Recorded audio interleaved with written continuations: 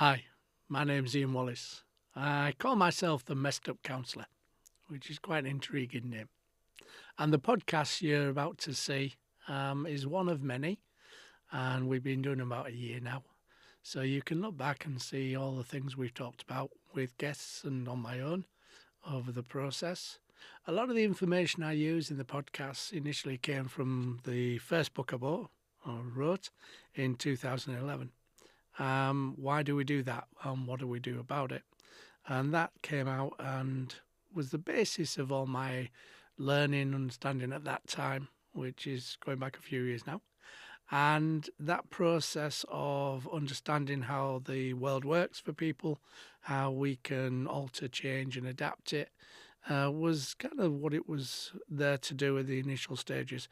I've made that now an audiobook as well, so it's available on Amazon as an audio file that you can check out and you can download to your heart's content, and hopefully that will be helpful. In the podcasts, we're trying to look at all sorts of things about human interactions, human dynamics, the world, and how we might understand it more or change it more. So it gives you lots of ideas and tools in order to think about and look at different ways of being or dealing with things. And hopefully that brings people together and makes people more able to connect and communicate. Lots of topics. If you ever want to connect to me, just obviously drop me a comment on the podcast and I shall try as much as possible to reply. And if you've got any ideas of things that we might want to use on the podcasts, then please let me know. My name's Ian Wallace. Thanks for looking and thanks for listening. Hi, welcome to Ian Wallace, the Messed Up Counsellor. The podcast today is around family systems and the roles that we play. Family systems are pretty much different roles, different ideas, different jobs, different functions. And there's some aspects of theory that looks at this. And we all respond to certain roles and certain identities in these systems. So as we're looking at that, we're kind of like thinking, okay, what is it that we're doing in this system? What is it we're doing in this family? And the roles initially are usually given to us. They're not ones that we necessarily initially choose. And it doesn't matter whether or not the family is a functional or dysfunctional one. The roles will pretty much be there in some way, shape or form. So the kind of roles that they fall into is 7 or 8 that we normally deal with. And the reason why I'm working with this today is that if you know your role in a system, then sometimes you can move it, change it, alter it if it doesn't necessarily fit you anymore. But if one person leaves the system, then somebody else would have to take that role up. So sometimes if you've got less than 7 or 8 people within the group, then you'll find one person might have to have 2 roles because the roles are identified to keep the system going, the family unit. And what we do is we kind of look at the roles that people have and the things they do within that family unit or work unit. It's a system, very much similar. Family, friends, people that we gravitate towards, people that we go to, hobbies, interests with. When we get a group of people together, then they tend to fall into the roles because the system, the whole thing, needs all these parts in order to work, to survive, to grow, to develop. So when we're looking at these roles, then if you can see where you fit, then you can see how you might be able to change that if you wanted to, or swap it with somebody else. So the roles that is defined by theory is there's usually a golden child, the one that can do no wrong, the one that the family sees as the one that is going to achieve, is going to get there, is going to go there. Now, that achievement, the golden child, if you like, is the positive aspects of that system. So they're the one that create that kind of positive vibe. They're going to get there, they're going to go there. All the resources of the system, the family, is enabling that person, that child, to make that happen. So they'll go out their way to support them, to get them there. Now, you'd think that was a really positive thing. But if you were the golden child, then that might create an awful lot of pressure on you. You might not necessarily be able to cope with that. You might rebel against it. You might not want it after a while, because that's too much, too demanding. Everything's on me to make this family look good. Everything's on me to make this family shine. So each thing in my world has a positive and a negative application. Nothing has just got one or the other, whatever it is. And that process of the golden child can create that perfectionist, that having to be always at the top of your game. But as I've said, that can create an awful lot of pressure as well. So there'll be somebody that's the hero, the one who proves the rest of the world, the family is always right. They save the family. They kind of promote the family to the outside world.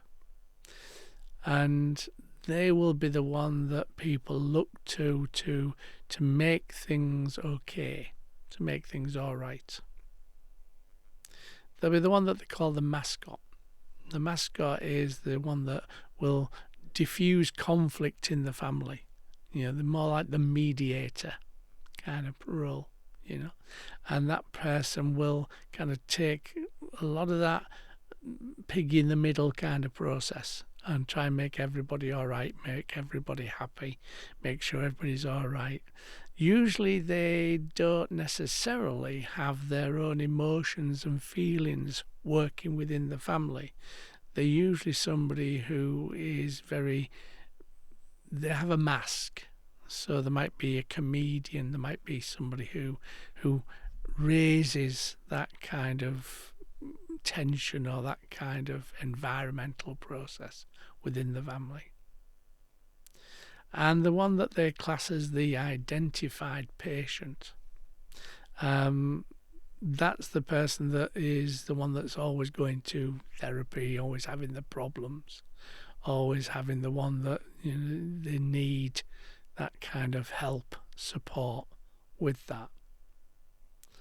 And there's the one that we used to kind of call the scapegoat, the one that kind of like is the negative influence, the opposite to the golden child. So that person takes that role, that responsibility of the one that's always challenging, the one that's always kind of putting conflict into the family, and the one sometimes who breaks away because they can't cope with that process of being the scapegoat. The one that's quiet, and they call that the lost child. So the one that doesn't necessarily create any drama or any kind of conflict, the one that kind of keeps themselves to themselves, maybe very insular in their own bedroom, maybe with their headphones on, detached from the social aspect of that family unit. There's one that they class as the enabler.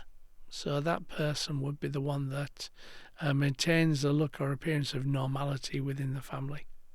So the one that kind of like makes everything okay to the outside world. And they support the ones that are not necessarily feeling comfortable within the family. So they're kind of motherly figure kind of person, that you would sort of see, Sometimes this role is merged with the golden child, but not always.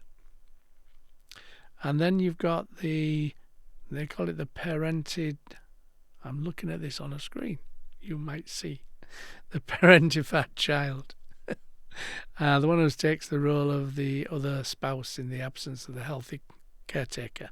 So the kind of one that would step in, the one that would take on that role, that responsibility. As I said, if you haven't got 7 or 8 people in the group, then you might find one person kind of adapts and adopts 2 roles. But the idea is, the theory is, that you need to have all those aspects of people identities within the system. And if you've got an identity that's usually the one that's been given to you of the black sheep, or the kind of scapegoat, as we used to call them, then that process means you might be targeted with, it's always you. You're always bringing trouble. You're always doing that process. And as I said, that over a period of time might become very pressurized. So that kind of scapegoat child might be the one that moves away and moves out of that role. As we're growing up with these roles and responsibilities, it does give us a job within the family. And as that process is, it's a job that nobody else will want to do. So we do have a function, we have a role, we have a responsibility. And so the system needs us to carry out that role. So we have got power. It doesn't sometimes feel like we've got power because we're always being told that we're the problem and we're creating the conflict. But we do have the power because the system needs us to carry out that role. If we don't do it, then somebody else needs to. So I class that as holding the hot potato. Nobody wants to hold the hot potato, and they'll just pass it backwards and forwards if we're not there to actually take hold of it and take responsibility for it. So as we move into that adulthood, if we have that kind of role and responsibility, sometimes we'll move away, sometimes we'll move out of that family unit, we will find our own space and place. The family will normally try to bring us back in. They will normally try to bring us back into that unit, into that family, because nobody else wants the hot potato, usually. So you can find that the people who have been targeted with that scapegoat kind of identity, then that process means that they are needed, one, and they have a value. Now, they won't feel as though they have a value because they're always told that they're the problem, but they do have a value. So if we can kind of understand our value, understand our role, our position, then we can work with it. And we can challenge that identity of the scapegoat, of always being the problem. And we can try to get the family, the system, to accommodate us in a least or less conflict-targeted way. And we can have some aspect of communication with that system.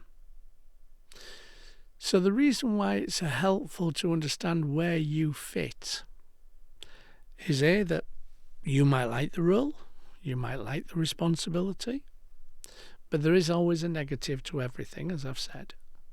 So it might be even if you were the kind of parental figure, that when that person isn't connected, who's the mother hen, the motherly person, that might be something that doesn't feel comfortable for you to stand in and do because you only do it when it's needed.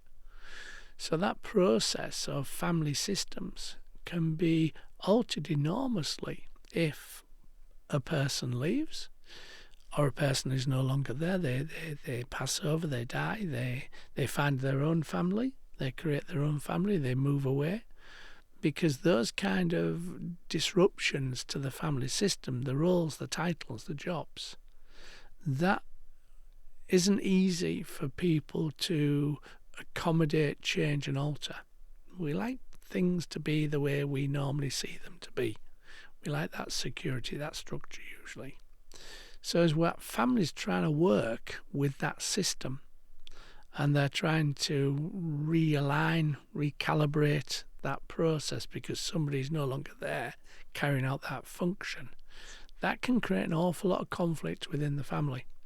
So when we're doing family counselling, for example, then we're looking at these roles and responsibilities and who has those roles and responsibilities And why is it changed? Why is it altered? What is it that's now no longer there that we still need? And how can we manifest that within the system with that person not being there? So how can we share out the roles or responsibilities or that aspect of what they did? You find this an awful lot where there's some aspect of the relationship partner changing from a kind of balanced process where each person is involved and each person has things to give, but then one person becomes ill, not just have a cold, but I mean, seriously ill, and the other partner then has to become the carer.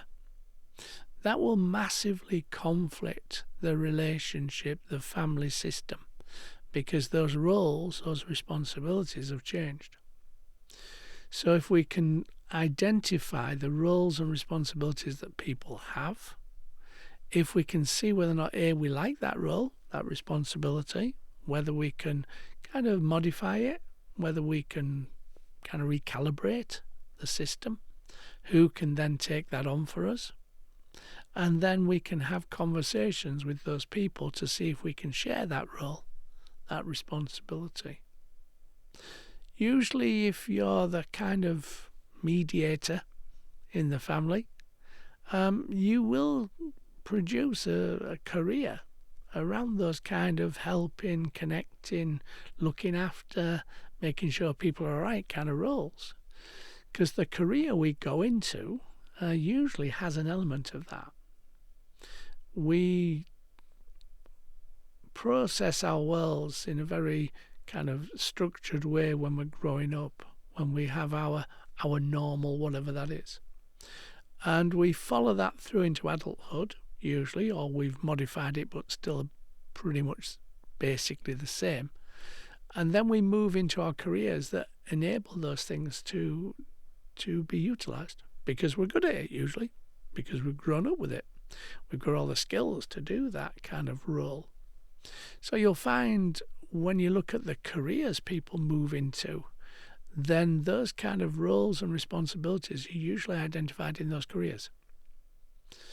So if you get that process happening with people around you, you can kind of see the dynamics, the interplay that's going on within that system. And that system then can give you opportunities to understand it. So instead of that scapegoat identity being just the scapegoat, then maybe having that conversation and finding out why they're reacting to the way that the situation's connecting. Why are they becoming conflict orientated? Why are they becoming challenging? Why are they doing that? And usually that process will mean that you can then start to evaluate their fears, worries, concerns, insecurities, and then work with them. I was recently working with somebody where there was one member of the family very challenging, which wasn't the normal. That wasn't how they used to be. And we looked at the relationship and the dynamics within the family. And there'd been somebody in the family, I mean, obviously I won't go into detail because it's confidential, but there'd been somebody in the family that had passed over. And that role responsibility of that person had passed over very quickly, and it was a bit of a shock, had some of that aspect of that role in the family system. So the challenging person had assumed some of that responsibility. So they were becoming challenging because they'd lost somebody they cared about, which is obviously very awful. And then they'd taken on some of that role of the scapegoat. And that aspect was why they were becoming that identity within the family system.